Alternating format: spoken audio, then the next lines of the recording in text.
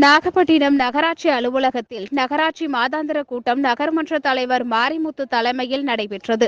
இக்கூட்டத்தில் துணைத் தலைவர் செந்தில்குமார், நகராட்சி ஆணையர் ஆகியோர் முன்னிலை வகித்தனர். கூட்டத்தில் பங்கேற்ற நகர்மன்ற உறுப்பினர்கள் தங்கள் பகுதியில் உள்ள குறைபாடுகளை தெரிவித்தனர்.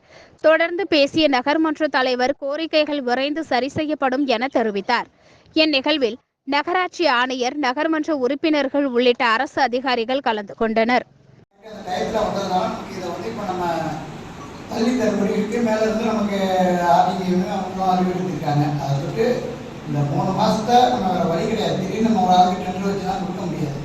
ஆக நம்ம ஒட்டுமொத்த நகரமன்ற உறுப்பினர்களின் அறிவுரைப்படி தான் இந்த மன்றத்தில் இந்த கருத்தை பதிவு பண்ணுறோம். டைம் வருது, அந்த டயத்தை தான் கொடுத்துருக்காங்க. இதுலேருந்து என்ன தெரியுதுன்னா, அது திருப்பி அவங்க ஸ்ட்ரைட்டாகவே பண்ணுறதுனா 1 வருஷத்துக்கு தான் பண்ணணும். அக்ரிமெண்ட்ல இருக்கிறது ஒவ்வொரு வருஷத்துக்கும் பண்ணணும் தான் இருக்கு. 1 வருஷத்துக்கு ஏன் பண்ணலன்னா இவங்க பெர்ஃபார்மன்ஸ் சரியில்லை, நம்ம ஏற்கனவே ரிப்போர்ட் பண்ணிட்டோம்.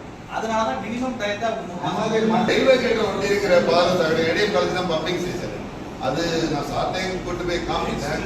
அது ஓவர் ஃபுல்லாகி ஓடிக்கிட்டே தான் இருக்குது. இடையில நம்ம போதுன்னு அதுவும்